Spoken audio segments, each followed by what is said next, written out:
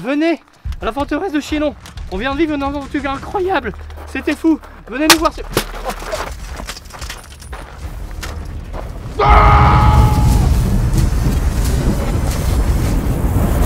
L'équipe de la forteresse royale de Chinon vient de nous inviter dans ce lieu incroyable que Benjamin ici présent va nous faire visiter. Tout à fait. Mais pour une occasion particulière, je crois. Si vous aimez Game of Thrones, si vous aimez Le Seigneur des Anneaux, et les armes, les armures, les chevaliers, on a créé une super expo, c'est Armes et Armures, et justement, c'est ça qu'on va aller voir. Allez! On va peut-être commencer par contre par s'échauffer un peu. Ouais, pour faire quoi?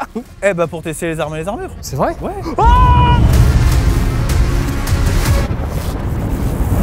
Préparez-vous pour la bagarre! La bagarre. T'es prêt? Ouais. Générer une réaction pour amener à des défenses hautes et puis aller chercher ensuite en bas. Aïe! Ça va? Ouais, tu me fais bien. Ça marche super bien. Donc là, je suis mort normalement déjà. Après, l'idée de l'épée longue, c'est que t'as quand même plus d'allonge que moi. Donc tu vas jouer de cette allonge pour m'empêcher d'approcher. Ah, mais j'ai peur de te faire du mal, tu sais. Ouais, non, ça a l'air d'aller. 1 minute later. Ça va? Franchement, on peut partir sur une égalité. On s'est bien débrouillés tous les deux. Mais il a besoin de faire une petite pause. Mais où sommes-nous, Benjamin? Eh bien, on est dans la première salle des logis.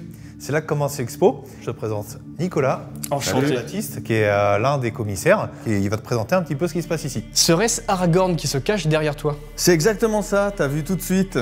En plus, c'est la tête de Viggo Mortensen, l'acteur. Donc c'est un gisant imaginaire qui représente le roi Aragorn. Imaginons que je sache pas ce que c'est qu'un gisant. C'est quoi un... Eh ben on dit gisant parce qu'il gît là, allongé, et en fait c'est ce qui est au-dessus du tombeau, le sarcophage est dedans. D'accord. Mais là, il y a personne du coup. Ah là, il n'y a personne du Ok. coup. On continue dans l'expo? Oui. Qu'est-ce donc? Une armure. C'est une reproduction d'armure d'une extrême finesse qui a été faite par l'orfèvre Christophe Lapari à la fin du 19e siècle. Okay. L'armure de qui? Eh ben, celle dite de Charles IX. Alors, on n'est pas sûr que ce soit lui, mais selon toute probabilité, ça a appartenu au roi de France, Charles IX. Donc, c'est la seule au monde qui est conservée comme ça. On l'a pour l'expo aujourd'hui. C'est la couronne de King Baratheon, le vrai dans Game of Thrones. C'est le roi des morts, le vrai. Deuxième salle, deuxième commissaire d'expo. Donc Soline. Où sommes-nous?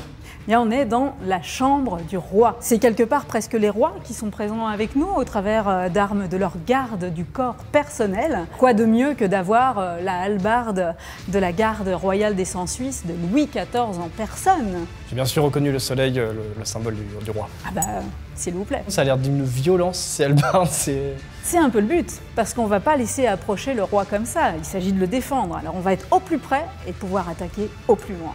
Et si on garde le roi, c'est parce qu'il y en a qui l'attaquent.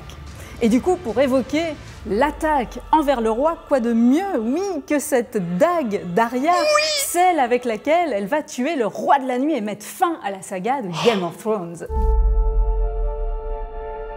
Nouvelle salle, nouvelle pièce. Une reine, une princesse, une guerrière, c'est quand même super badass et j'adore. Ça, c'est l'armure portée par Milla Jovovich. La Milla Jovovich. La Milla Jovovich. Oh. Et du coup, bah voilà, Jeanne d'Arc, c'est la guerrière et on l'a mis en parallèle d'Agnès Sorel, la princesse qui apparaît, selon ce que nous raconte une petite chronique, en armure d'or et de gemmes lors de joutes royales. Et puis... Maléfice, bah on peut pas ne pas la reconnaître. Voilà, elle est quand même super impressionnante. On voulait une Maléfique un petit peu pimpée, on s'est dit, et si Cersei connaissait la Belle au bois dormant et avait voulu lors d'un bal masqué s'habiller en Maléfique? La dernière salle de l'expo, on retrouve Nicolas. Je crois que c'est ta vitrine préférée, tu disais? Ah ouais, c'est pas loin d'être ma préférée. T'as reconnu des trucs, non? Pour le Gondor. Pardon. Ouais, c'est une barbute des gardes du Gondor. Mais il y a plein de choses. Il y a Dracula Untold, le Gondor, et des choses réelles, une cotte de maille authentique, un home de tournoi, un bassinet.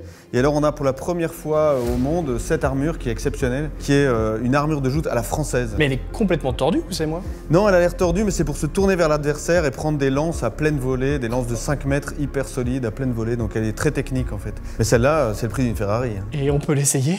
Par contre, si tu veux, on n'a pas fini le tour de l'expo. J'ai encore des trucs à te montrer. Avec plaisir.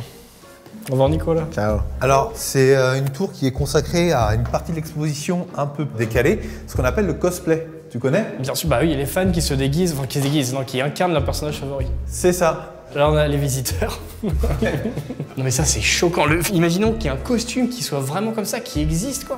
Honnêtement, c'est encore mieux que dans le film, je trouve. Pour le coup, enfin, dans la série. Là, je préfère carrément un costume comme ça à ce qu'on voit dans la série. Et là, c'est un Targaryen. On les voit jamais en armure dans la série. Pour faire suite à ces costumes et à ces armes qu'on voit là, ce que je te propose, c'est qu'on aille se servir de vraies armes. Oui, c'est oui, c'est oui. C'est oui. Pour envoyer des pierres aussi lourdes, aussi loin, ça a besoin de force. C'est le contrepoids. Ok. Il va avoir une force de gravité. Le contrepoids fait 100 fois le poids du projectile. Ah oui, ok. Donc pour une pierre de 100 kg, on a un contrepoids qui pèse 10 000. Bien joué.